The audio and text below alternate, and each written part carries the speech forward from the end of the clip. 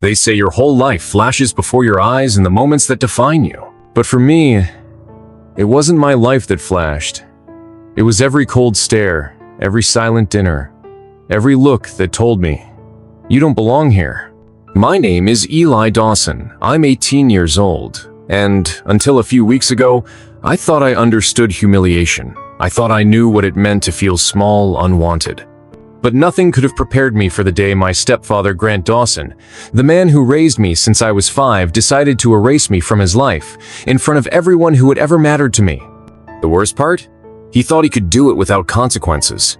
What Grant didn't know was that I had been waiting for this day, planning for it, and when it finally came, I was ready to burn his perfect world to the ground. The day of my graduation was supposed to be about possibility, about standing at the edge of the rest of my life.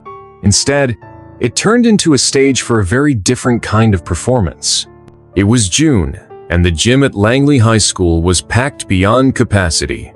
The air smelled like hairspray, sweat, and the faint promise of freedom. My name had just been called.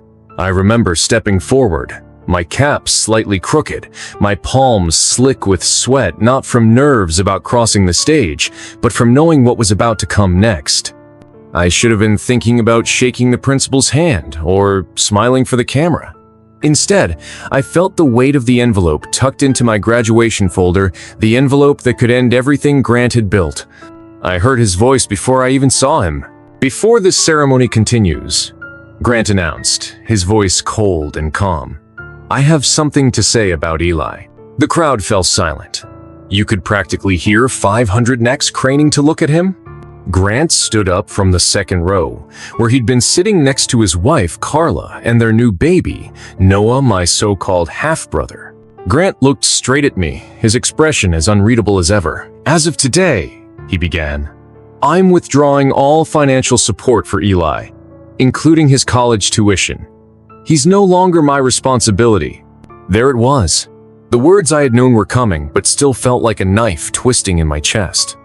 I watched the principal shift awkwardly, teachers exchanging confused glances, classmates staring in stunned silence. The baby started to cry as if he could feel the tension, and Carla's face turned pale. In that moment, I knew I could have walked off the stage. I could have kept my head down, let Grant have his final say, but that's not who I was anymore. Instead, I stepped up to the podium. My voice wasn't shaking. My legs weren't either. Because for the first time in my life, I wasn't afraid of him. "Since we're making announcements," I began, my words echoing in the hushed gym, "there's something I need to share too." A murmur rippled through the crowd. Phones came out, cameras pointed my way. I opened the envelope I had been saving for 3 months. 3 months of late nights, quiet rage, and careful planning. "Grant is right," I said, looking him dead in the eyes. "I'm not his biological son. My mother told me when I was 12. But that's not the real secret here." Carla's lips parted, her eyes wide with terror. I held up a second sheet of paper, letting everyone see the lab's letterhead.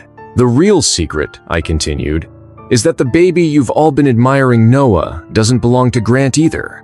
Gasps. Audible shock. Some people stood up to get a better view. "Because for over a year," I said, voice steady, "Carla has been having an affair with Grant's own brother, Matthew." I paused, letting the words sink in. Grant's carefully constructed mask began to crack. His posture faltered. He looked from me to Carla, whose face was now drained of color. "I had a DNA test done," I finished, holding up the proof. "Noah isn't your son, Grant. He's your nephew." Cows. Voices overlapping, people recording every second. Carla shaking her head, eyes glossy with panic. Grant standing frozen, as if struck by lightning. But behind the noise, I felt something unexpected, relief. For years, I had lived under Grant's silent disapproval, his cold rules, the quiet reminders that I was never enough. And in a single moment, I had shattered the illusion he had built around himself. To understand why I did this, you need to know who Grant Dawson really is. The man the town respected. The man who sat on school boards, spoke at charity events, and coached Little League. Behind closed doors, though, he was something else entirely. He raised me after my mom married him, but it was never love. To Grant, I was an obligation, a project he could manage, criticize, and shape. He didn't yell, he didn't need to. His disappointment spoke louder than any shout.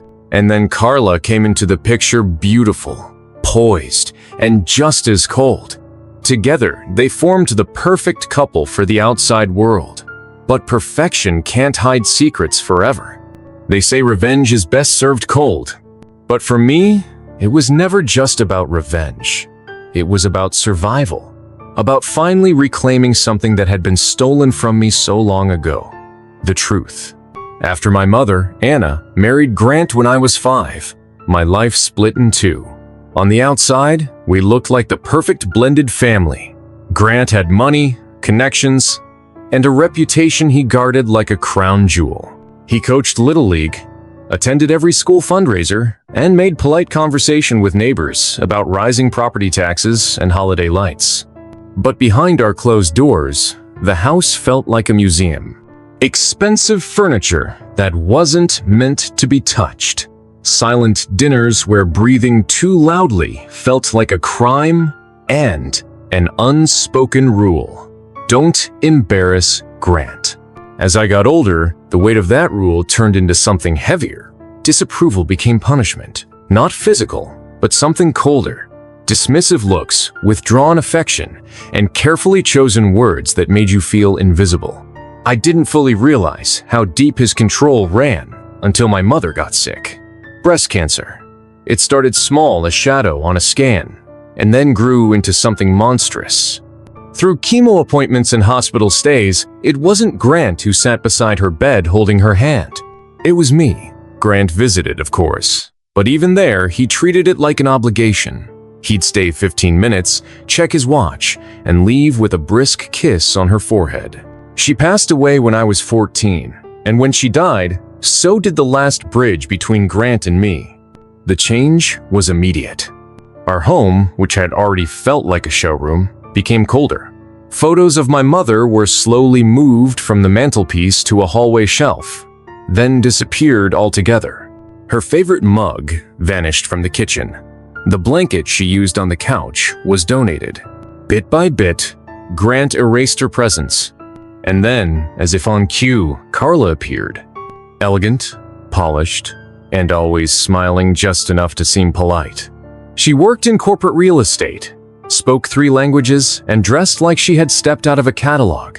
I met her at a dinner Grant hosted 6 months after my mother's funeral. "Eli, isn't it?" she asked, like she wasn't sure if I was the gardener or a distant relative. I nodded, and she offered me a cold, practiced smile that never reached her eyes. 8 months later, Grant married her. Just family and a few of his colleagues. I stood there in an ill-fitting suit, barely listening to the vows, silently wishing my mother could see what was happening. But part of me knew she wouldn't have been surprised. At first, I tried to stay out of Carla's way, but it turned out she wasn't interested in me at all.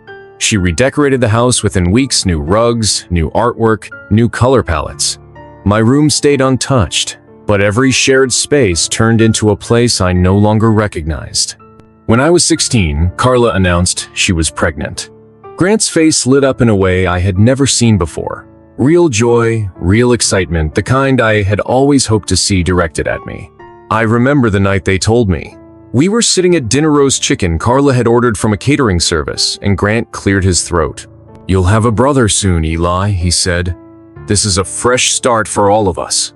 I forced a smile and nodded, but my stomach twisted painfully. Because I knew what he meant. This baby would be the real child, the one who carried his blood. I didn't start planning anything that night, but a seed was planted. And then, one night when I was 17, I walked downstairs for water around midnight and heard Carla's voice coming from the study. Quiet, urgent, unlike anything I'd ever heard from her. "I know, Matthew," she whispered. "I know, but Grant can't find out. Not yet." Matthew, Grant's younger brother. Charming, successful, always traveling for work. At family gatherings, Carla's eyes lingered on him a little too long. But until that moment, I had never thought anything of it. I stood frozen in the hallway, listening to fragments. Words like, "he can't know," "soon," and "Noah deserves better." When she hung up, I ran back upstairs, heart pounding. That night I barely slept. My mind spun in 1,000 directions, none of them good. In the morning, I convinced myself I must have misunderstood. But from that point on, I started to see things I hadn't noticed before. The way Carla's gaze softened when Matthew spoke. The way she laughed too loudly at his jokes. The time Matthew brought over a necklace as a baby gift, and Carla's hand lingered on his when she thanked him. And then came the moment that changed everything. The day Noah was born. It was a rainy Tuesday. I remember sitting in the sterile hospital hallway, knees bouncing nervously. Grant paced back and forth, checking his watch every few minutes. Finally, a nurse came out. "Congratulations, Mr. Dawson," she said, smiling. "You have a healthy baby boy." Grant exhaled, relief flooding his face. He walked into the room and I followed a few minutes later. Carla was pale but smiling, Noah bundled in her arms. But what caught my eye was Matthew, standing at the window. His expression wasn't just proud, it was something deeper. His eyes were wet, and when he looked at Noah, there was something raw there. Love, but a love that felt wrong. In the weeks after Noah came home, Matthew visited more than ever. Always offering to help, always bringing gifts. And Carla welcomed him every time. That was when I stopped telling myself it was my imagination. It's strange, realizing your family is built on lies. At first, you feel sick, then angry, and then something colder sets in. Determination. One night, I pulled out an old composition notebook my mom had given me years ago. On the first page, in her handwriting, it said, "The truth always finds its way." I started writing everything down. Dates, details, words I overheard, looks exchanged between Carla and Matthew. At first, it felt wrong, like spying. But the more I wrote, the more I realized I had no choice. Then I thought, what if Noah really isn't Grant's son? The idea felt impossible, but once it entered my mind, it wouldn't leave. I researched DNA testing. I learned I'd need samples, hair, saliva, anything. Matthew visited so often that getting a few strands of hair from the guest bathroom trash wasn't hard. Grant's hairbrush in the master bathroom provided his sample. Noah was trickier, but babies drool a lot, and Carla often left his pacifiers around. I found a small lab in town. I lied, said it was for a biology project. Paid in cash. They told me the results would take about 3 weeks. Those weeks were torture.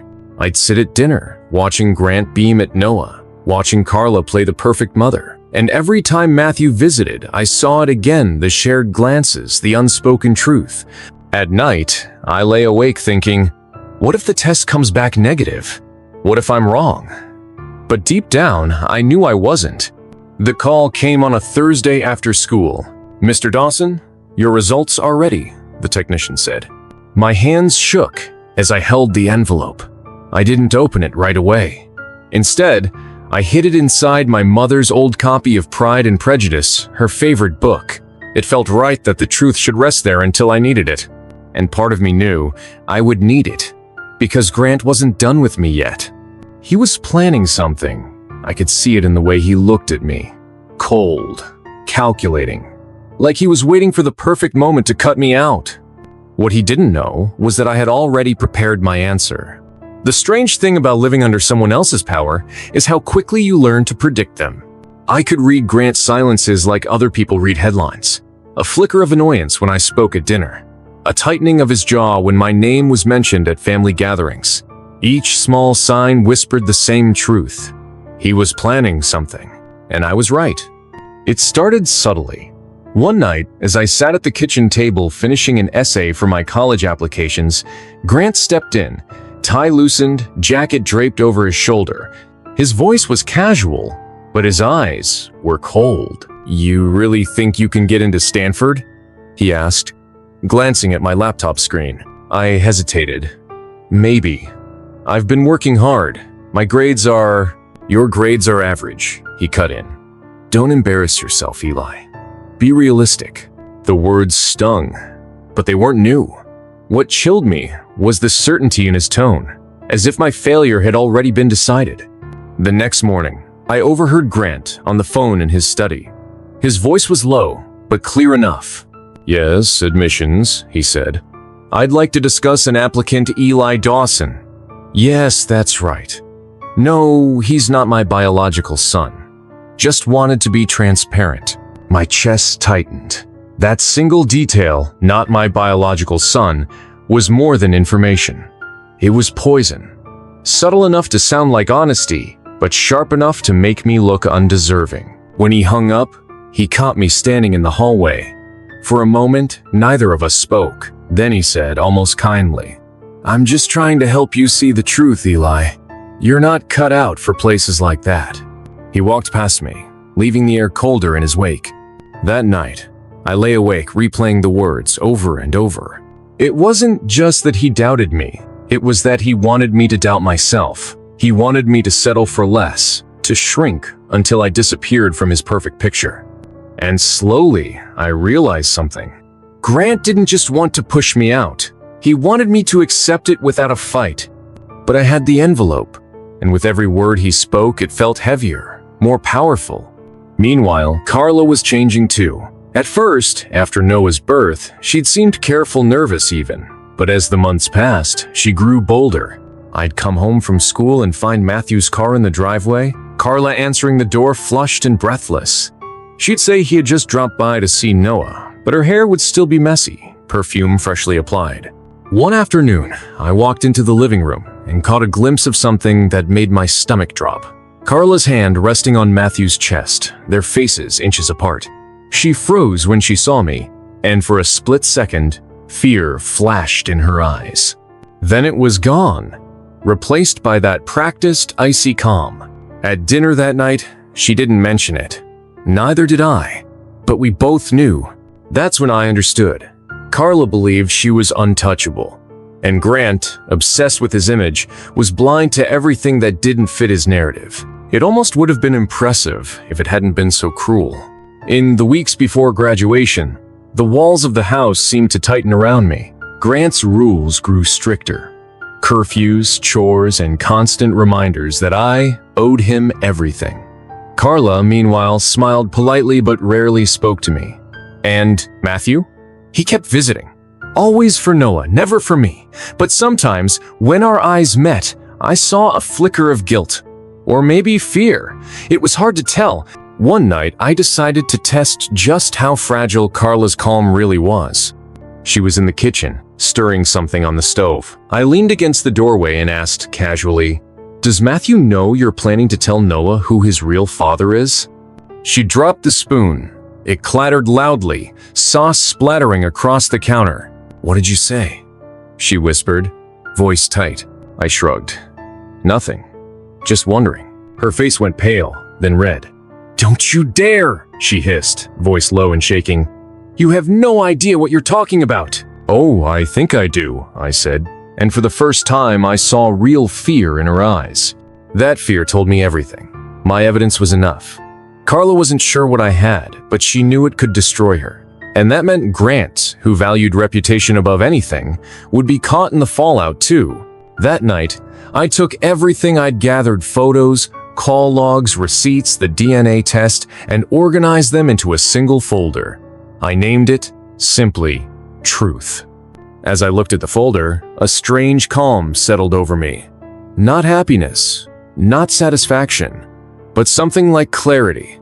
Then, 3 days before graduation, I heard the conversation that set everything in motion. I was coming downstairs late, planning to grab some water, when I heard Grant and Carla in the dining room. They were speaking quietly, but the words cut through the dark. "It's better to do it at graduation," Grant said. "Public. No room for him to argue later." Carla hesitated. "Do you really think it's necessary?" "He's not my son, Carla. I'm done pretending," Grant snapped. "Once it's done, it's done. We can finally move forward as a family." For a moment, neither of them spoke. Then Carla's voice, softer, almost relieved. "You're right. I stood there in the shadows, gripping the banister so hard my knuckles turned white. There it was. Confirmation. Grant planned to humiliate me in front of everyone to cut me off publicly, irreversibly. But what they didn't know was that I had planned for this exact moment. The night before graduation, I barely slept. I lay in bed staring at the ceiling, rehearsing every word I would say. Not just to hurt them, but to reveal the truth so no one could ever deny it again. When dawn came, I dressed slowly, hands trembling only once when I slipped the envelope into my jacket pocket. By the time I left the house, I wasn't nervous anymore. I was ready. And so, on that stage, when Grant stood and made his announcement so calm, so confident, I felt nothing but cold focus. Because I knew that what was coming next would not only ruin him, but also free me from the invisible chains he'd wrapped around my life. I stepped up to the microphone, the envelope heavy in my hand, and for the first time, my voice was stronger than his. The strangest part about planning to destroy someone's life is how ordinary the days leading up to it can feel. 3 days before graduation, I still woke up to my alarm at 6:30, showered, grabbed the same bowl of cereal, and walked out the door past Carla's carefully arranged vase of fresh lilies. Outside, birds chirped, neighbors waved, and the world spun on as if it had no idea it was about to witness a fracture that had been building for years. But every normal gesture felt strangely heavy to me. My eyes would catch on tiny details, a crack in the marble countertop Grant loved so much, the dent in Carla's car door she never explained, and my mind whispered, "This is all going to crumble soon." At school, my friends joked about summer plans and college dorm assignments. I laughed along, but inside, my thoughts were 1,000 miles away. Every night, I'd sit in my room, folder open, reviewing each piece of evidence until the words blurred on the page. I whispered the speech under my breath until it didn't sound like words anymore, just raw, focused intent. Sometimes, doubt crept in like a cold draft. What if people don't believe you? What if Grant spins it back on you? What if Carla cries and they pity her? But then I'd see Noah's face innocent, unaware of the web of lies around him, and remember why I couldn't stay silent. 2 days before graduation, I had a brief, unexpected moment with Matthew. He was in the driveway, saying goodbye to Carla after another suspiciously long visit. As I walked up, our eyes met, and for the first time, he didn't look smug or amused. He looked trapped. "Eli," he started, voice low. "I know you don't like me, but what?" I cut in, my own voice sharper than I intended. He hesitated. His hand tightened on the car door. "Whatever you think you know, just be careful, okay?" Then he left without another word. I stood there, heart pounding, wondering if he sensed what I was about to do. That night, I backed up the evidence one last time. One copy on a flash drive in my pocket, another hidden under a loose floorboard in my closet, and the physical papers, including the DNA results, in the envelope that would come with me to graduation. I remember looking at the folder's name Truth and feeling both terrified and powerful. This was no longer just about revenge. It was about finally tearing away the curtain Grant had wrapped around us for so long. About freeing myself from a family that had always treated me like a prop in their perfect portrait. The night before graduation, sleep wouldn't come. I lay in bed staring at the ceiling, remembering every moment that led to this point. My mother's warm smile, her soft voice telling me, "You are enough, Eli." The day she died, and how cold the house felt afterward. Grant's back turned to me at every dinner. Carla's calculated kindness dissolving into betrayal. Noah's first cries echoing down the hospital hallway. Matthew's 2 long stares at Carla, and her barely hidden smiles. Every memory felt sharpened like broken glass, and I knew, tomorrow they won't be able to hide anymore. Morning came gray and heavy with rain clouds. I dressed slowly, pressed shirt, tie, black jacket. I checked the envelope twice, made sure the flash drive was in my pocket. At breakfast, Grant sat across from me, phone in hand, barely looking up.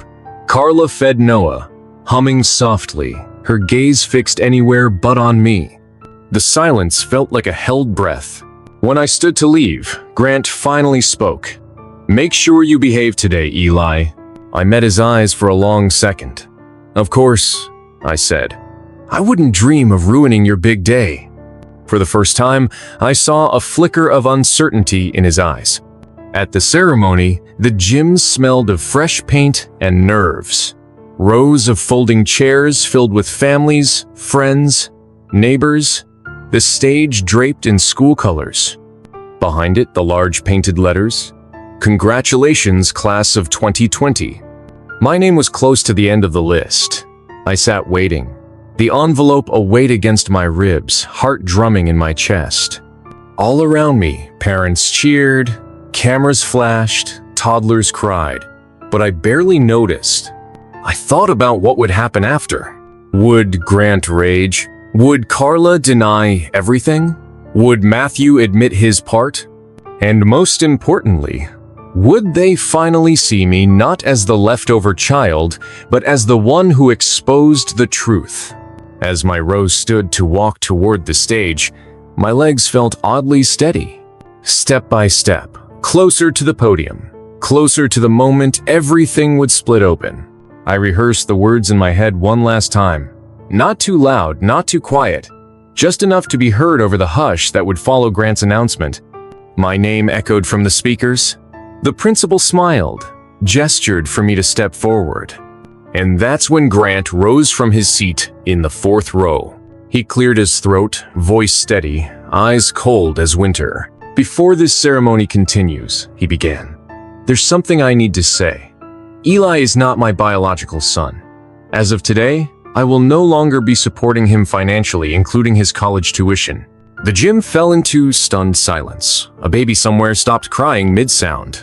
I felt everyone's eyes burning into my back, but instead of shame, something almost electric rose in my chest. This was the moment I'd been waiting for. I stepped up to the microphone, ignoring the principal's confused expression.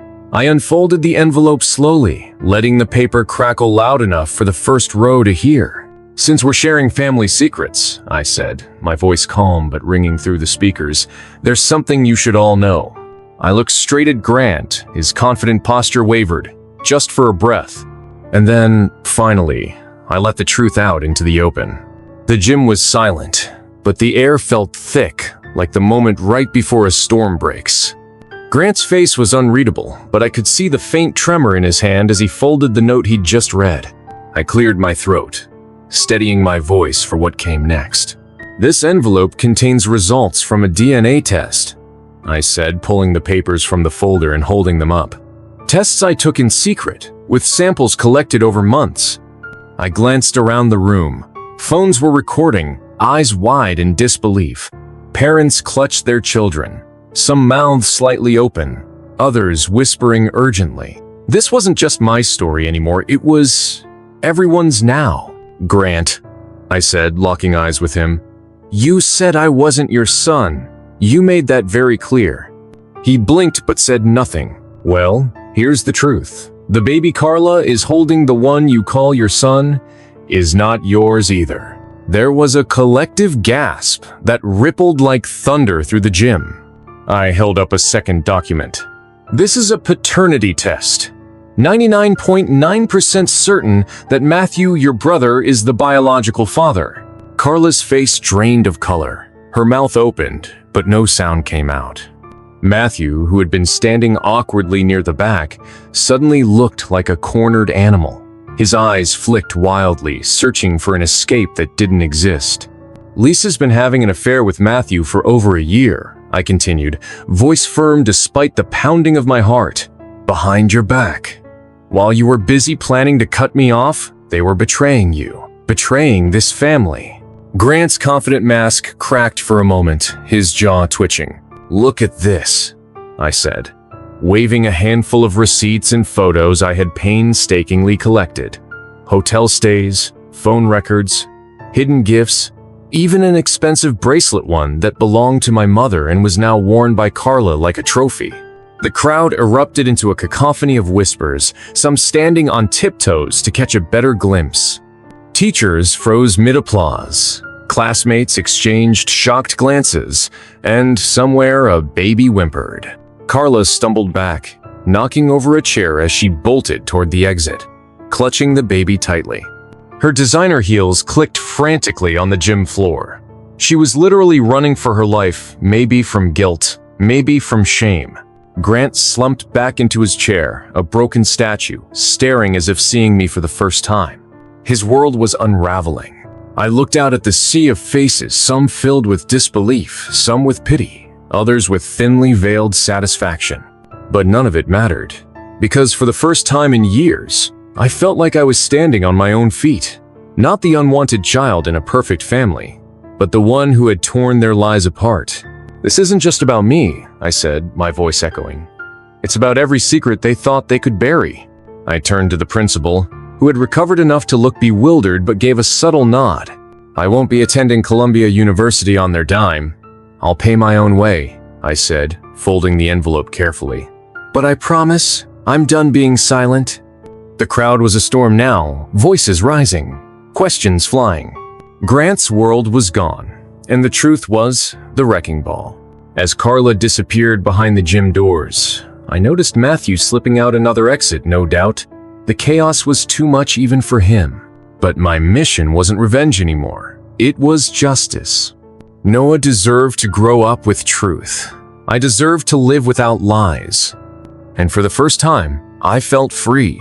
The moment I dropped the truth into the open, the gym transformed into a whirlwind of shock and disbelief. The quiet hum of polite applause had vanished, replaced by a chaotic buzz of voices, some incredulous, some horrified, others buzzing with the thrill of scandal. I could see phones thrust into the air, recording every second, their screens illuminating faces frozen in disbelief. I heard the low murmurs of disbelief ripple like waves, spreading from the front rows to the back of the gymnasium. This was no longer just my story. It was now everyone's story. Grant sat slumped in his chair, the mask of composure completely shattered. His eyes, once cold and commanding, now looked hollow and lost. He seemed trapped in a nightmare he hadn't anticipated, a storm unleashed by the son he had so cruelly disowned. The confident man who had publicly disowned me minutes before now seemed utterly broken, the weight of the evidence I presented pressing down on him like a crushing tide. Carla's flight through the gym's double doors was a blur. Her polished, high-heeled footsteps echoed in my ears long after she vanished. The baby, Noah, nestled in her arms, fussed softly, oblivious to the storm raging around him. I wondered if, someday, he would understand the truth of his origins, that his world was built on lies and deception. Matthew's shadow flickered briefly at the back of the gym, the guilty tension in his posture unmistakable. His eyes met mine for a split second before he slipped quietly through a side exit, leaving behind a trail of unanswered questions and silent accusations. The crowd's reaction was electric. I could hear fragments of conversations, whispers turning into loud exclamations. "Did you hear what he just said? That poor kid! How could they? This changes everything." A few faces I recognized, teachers, friends, even distant relatives, looked at me with a mix of awe and newfound respect. But beneath all that, I felt a surreal detachment. This wasn't the moment for celebration or victory. It was a moment of raw truth and painful reckoning. As the initial shockwaves settled into a tense silence, the principal approached me hesitantly. Her face was flushed, eyes wide, clearly overwhelmed by the unprecedented turn of events. She whispered softly, "Eli, maybe you should sit down." I nodded, but my mind was racing. I had to be strong. Not just for myself, but for everyone who had been hurt by these secrets, the silent victims of betrayal and deceit. Slowly, Grant rose to his feet. His voice trembled as he addressed the stunned crowd, attempting to regain control of a situation that was rapidly spiraling beyond him. This is a family matter," he said, his tone defensive. "I don't know what to say, but I assure you there are complexities here that you don't understand." His words only fueled the fire. Murmurs of frustration and disbelief swelled louder. The image of the stern patriarch was crumbling before their eyes, replaced by a man undone by his own lies. Carla, having composed herself outside, returned briefly, her eyes red-rimmed, but her face hard as stone. She avoided meeting anyone's gaze, carrying Noah like a shield. The room seemed to shrink around her as whispers followed her every step. I glanced at my friends, their expressions a mixture of shock and unwavering support. Despite the whirlwind of emotions, their presence anchored me. They knew who I was beneath the tangled web of secrets, the boy who had been pushed to the edge but refused to break. As the ceremony faltered, the atmosphere shifted from celebration to crisis. Teachers tried to calm the crowd, but the damage was done. Stories would be told, retold, and reshaped in the days to come. Later, as I left the gym, I was met by a flood of messages and calls. Some were from classmates offering words of encouragement. Others came from strangers who had watched the viral videos already flooding social media. But beneath the noise, I felt an unexpected sense of peace. I had exposed the truth. I had reclaimed my voice. And though the road ahead was uncertain, I was no longer trapped in a story written by others. That night, lying in bed, I reflected on the journey that had led me here. The pain, the isolation, the relentless determination, it all boiled down to one thing: justice. Not just for me, but for the fragile truth that had been buried for too long. I knew the coming days would be filled with challenges, legal battles, family confrontations, and the messy aftermath of shattered trust. But for the first time, I was ready to face them head on. The next morning felt surreal. I woke up not to the usual quiet hum of the neighborhood or the distant clatter of cars, but to the sharp ping of my phone exploding with notifications.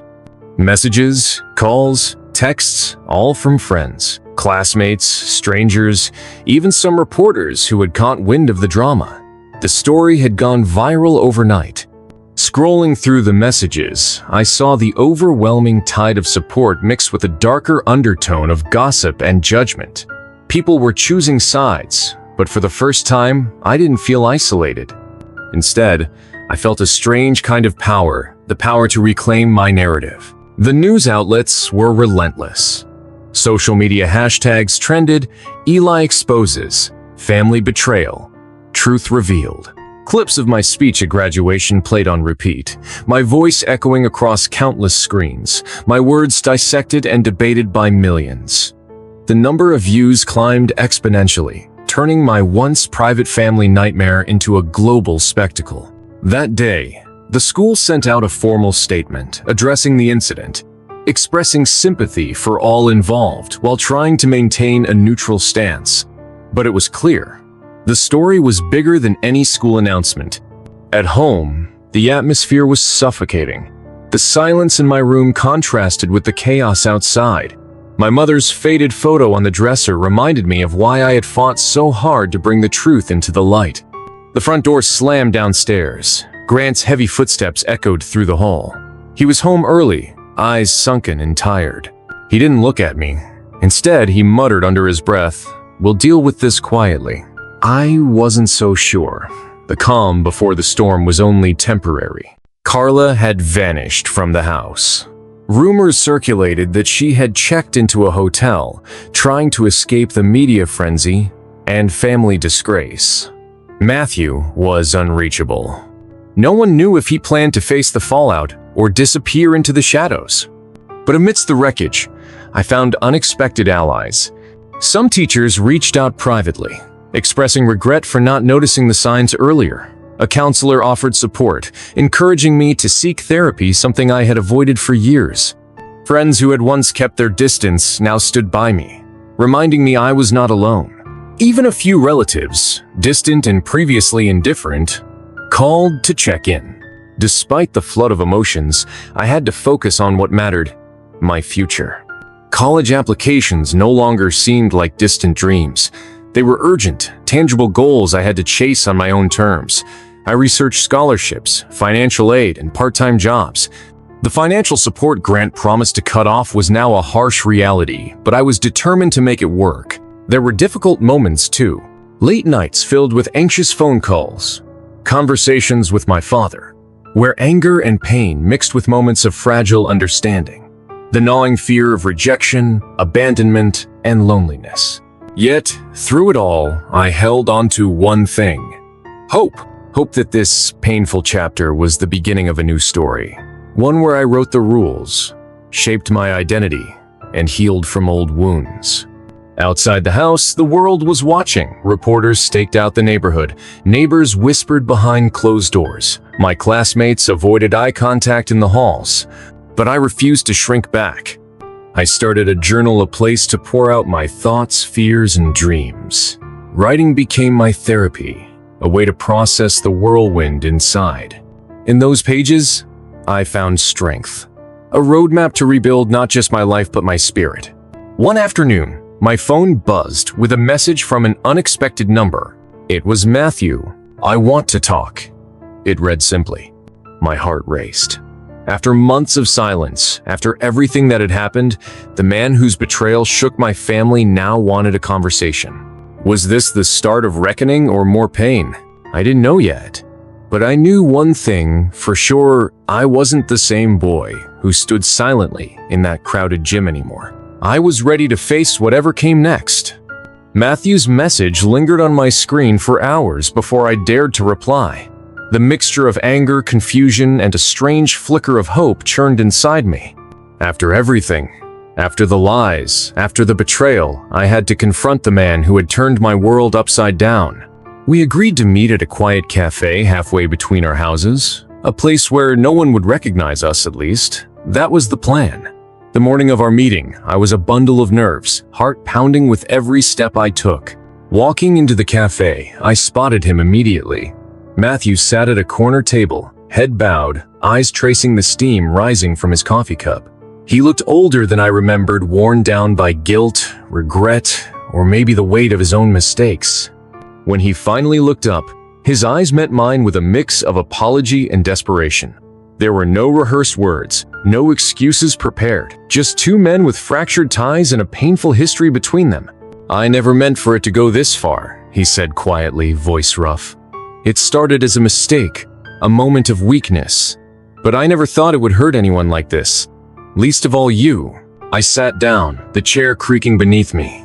My hands clenched the table's edge. "It destroyed my family," I said, voice steady but laced with pain. "Not just yours." He nodded slowly. "I know. And I'm sorry. For everything." Silence stretched between us, heavy and suffocating. Matthew took a deep breath. "I want to make things right, whatever that means. I'm willing to testify if you want, to back up the evidence you have, to face my part in this." I stared at him, weighing every word. Could I trust him? Was this genuine remorse or just damage control? The truth was, I didn't know. But I wanted to believe there was a sliver of honesty left. As our conversation unfolded, I realized this meeting was about more than blame or punishment. It was about reckoning, about unraveling the complicated threads of betrayal, guilt, and love tangled within our family. Matthew shared stories I hadn't heard before: his loneliness, the pressure of being the successful one while everyone else faltered, the way Carla pulled him into a secret world neither of them could escape. Hearing his side didn't excuse what happened, but it added layers to the story, making it painfully human. We spoke for hours. Plans were tentatively made to involve lawyers, to clear the baby's legal status, to begin the long process of healing fractured bonds. Before leaving, Matthew reached out and shook my hand firmly. "Thank you for meeting me," he said. "I know this isn't easy." I nodded. Neither was what happened, but maybe this is a start. Walking home, the city around me felt different, darker, yet oddly hopeful. The hardest part wasn't exposing the truth. It was what came after. Would my family survive this? Could I? Back at home, my phone buzzed again, this time with a message from Grant. "We need to talk. Face to face. Now." The invitation was both a threat and an opportunity. The man who had rejected me publicly now wanted a private conversation. I hesitated, but I knew I had to confront him too. That evening, the house was tense when I arrived. Grant was in the living room, sitting stiffly on the couch. His eyes were tired, but there was something different, maybe respect or resignation. Without preamble, he said, "You forced my hand. I was wrong to treat you the way I did." I let pride and anger blind me. I swallowed hard. Why now?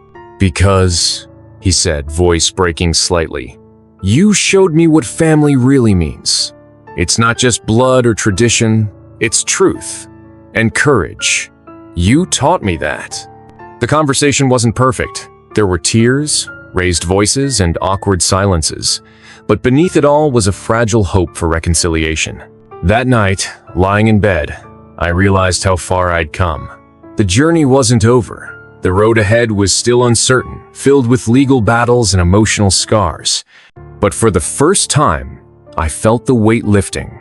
I was no longer the boy hiding in the shadows. I was standing in the light. The days following my confrontation with Matthew and Grant blurred into a whirlwind of legal appointments, phone calls, and endless paperwork. What I once thought would be a simple exposure had evolved into a complex battle. A war fought not just in the court of public opinion, but in actual courtrooms. Lawyers became constant fixtures in my life. I was introduced to a sharp, no-nonsense attorney named Ms. Blake, a woman whose reputation for fierce advocacy was only rivaled by her empathy. She was my anchor in this storm, guiding me through the murky waters of family law, paternity disputes, and custody issues. The legal battles were exhausting, but they also forced me to confront things I had buried deep inside.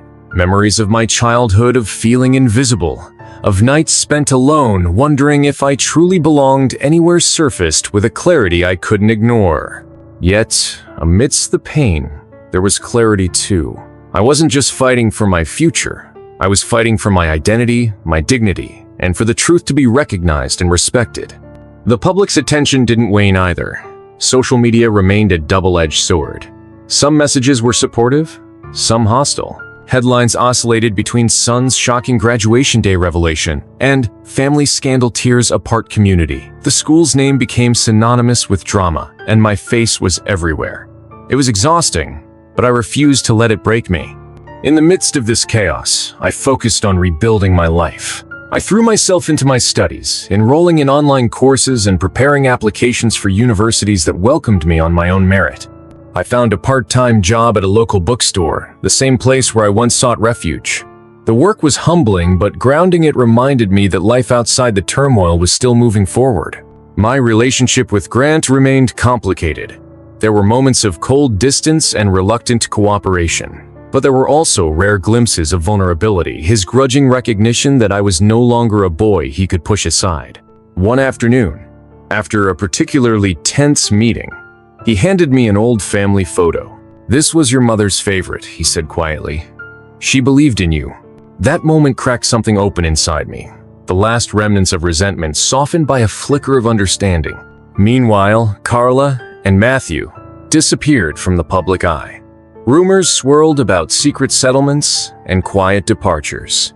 The baby, Noah, was now legally recognized as Matthew's child, a fact that changed the family dynamic irrevocably.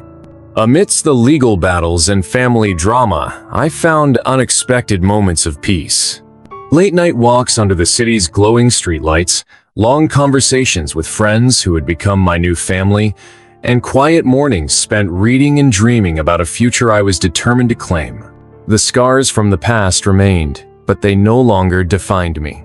Each step forward was a reclamation of my story, a declaration that I would not be silenced or erased.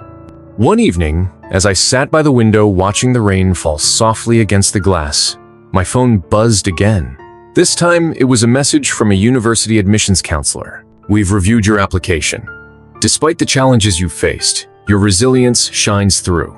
We'd like to offer you a scholarship." Tears filled my eyes. The path ahead was still uncertain, and the battle far from over. But this was proof that no matter how deep the wounds, healing and hope were possible. The first day at university felt like stepping into a new world, one that was both thrilling and terrifying. As I walked across the sprawling campus, surrounded by students buzzing with excitement and nerves, I couldn't help but feel the weight of my past trailing just behind me like a shadow refusing to fade. My scholarship was a lifeline, yes, but it also came with a reminder. This was my chance to prove myself, not just to others, but to the boy who had once doubted his own worth. Classes began, and I dove into the whirlwind of lectures, assignments, and late-night study sessions. The library became my sanctuary, a place where I could escape the chaos and focus on building the future I dreamed of. Yet, even amidst the new faces and fresh opportunities, the ghosts of home lingered. Every text message from my father or a cryptic email about the ongoing family disputes reminded me that I wasn't truly free not yet. One afternoon, while studying in a quiet corner of the student union, I ran into Maya. She was bright, fiercely intelligent, and unlike anyone I'd met before. She listened without judgment as I shared fragments of my story, never pressuring, just holding space for me to breathe. Our friendship grew quickly, a steady light in the unpredictable storm of my life. Maya helped me realize that while the past shaped me, it didn't have to define me. I began to dream beyond survival, to think about what happiness could actually look like. But life has a way of testing even the strongest resolve. A week before the midterms, I received a call from my lawyer. The court hearing regarding my guardianship and financial support was scheduled sooner than expected. The news hit me like a punch. Balancing classes, a part-time job, and legal battles felt impossible, yet there was no escaping it. The hearing was tense, the courtroom packed with faces, some familiar, some hostile. Grant sat stoically, while Matthew's absence was noted but unexplained. I sat beside my attorney, heart pounding as the judge reviewed evidence, testimony, and arguments. I spoke when asked, my voice steady, filled with a determination I didn't fully feel inside. The judge's ruling was a bittersweet victory. Financial support was reinstated temporarily, with conditions. Guardianship remained in question, pending further investigation. The battle was far from over, but I had won a critical foothold. Returning to campus that evening, I felt exhausted but alive. I called Maya, sharing the news. She reminded me that every victory, no matter how small, was a step forward. Despite the pressure, moments of joy found their way in. I joined a student writing group where I poured my heart into stories inspired by my experiences. Sharing my voice felt liberating, a form of therapy and rebellion. Yet, the shadows of my past didn't disappear. A surprise visit from Grant to campus stirred old feelings, resentment, confusion, and a flicker of something else, maybe forgiveness. Our conversations were awkward, tentative, but they marked the beginning of a fragile attempt at rebuilding what had been broken. Late at night, lying in my dorm room, I often thought about my mother, how she had been my guiding light even after she was gone. I promised myself I'd live in a way that honored her love, a life of truth, courage, and resilience. University was no longer just an escape. It was the ground where I would build my identity piece by piece, unafraid to confront the past while embracing the future. The sun was just beginning to rise, casting a warm, golden light across the campus lawn as I stepped out of my dorm room for the first time without the usual knot of anxiety twisting in my stomach. It was the morning of the final hearing, the day I would close the last chapter on the years of betrayal, secrets, and pain that had shaped my life so fiercely. I carried with me not just the physical evidence I had collected for months, but a hardened resolve born from every heartbreak, every lonely night, every whispered doubt. This was the moment I had prepared for, the moment I had dreamed of, when I was still a scared kid hiding in the shadows of a family that never wanted me. The courtroom was packed with faces, reporters, lawyers, family members, even a handful of classmates who had supported me through everything. I caught a glimpse of Maya in the crowd, her eyes steady and encouraging. Grant was there too, sitting rigidly beside his attorney. The man who had once publicly disowned me looked older, worn by regret but still proud. Carla and Matthew, conspicuously absent, had vanished from the narrative as quietly as they had entered it. The judge called the session to order. The air was thick with tension, the kind that squeezes your chest until you can barely breathe. But I breathed deeply and stood tall. When it was my turn to speak, I laid everything out: the betrayals, the evidence, the recordings, the DNA results, the painstaking documentation of the lies that had corroded my family from within. But I didn't speak with anger or bitterness. Instead, I spoke with clarity, honesty, and a quiet strength that surprised even me. I told them about the nights I felt invisible, the moments I was forced to question my worth, and how I had fought to reclaim my identity against impossible odds. I told them about hope and about the future I was determined to build, not just for myself, but for those who might come after me, those who deserve to know the truth. The judge listened intently, occasionally glancing at the documents and videos I submitted. When the hearing adjourned, the room buzzed with whispers and speculation. I waited, heart hammering, as the judge reviewed the case behind closed doors. Minutes stretched like hours. Then came the verdict. The court recognized me as the rightful son of the family, affirming my legal guardianship status and reinstating full financial support to continue my education.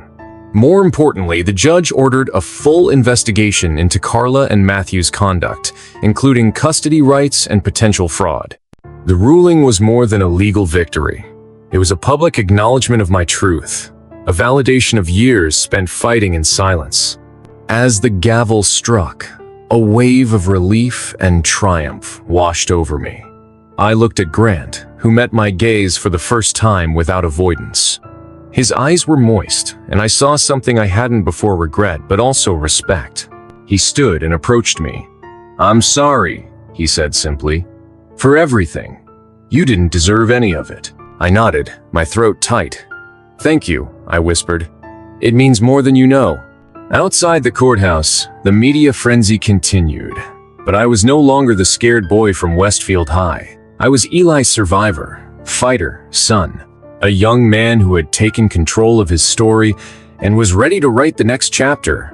That evening, surrounded by friends who had become family, I reflected on how far I'd come. The scars would never fully fade, but they no longer defined me. Instead, they were reminders of my strength and resilience. Maya smiled at me, holding up a small book she'd made, a collection of my stories and reflections.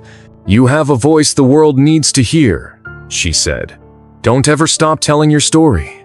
I looked around the room, at faces filled with hope and kindness, and I realized that home was no longer a place tied to blood or betrayal. Home was wherever truth and love lived, where I was accepted, valued, and free. The journey ahead would still have challenges. There would be healing to do, relationships to rebuild, and dreams to chase. But for the first time in my life, I felt ready. Ready to step into the light. Ready to live as the man I was always meant to be.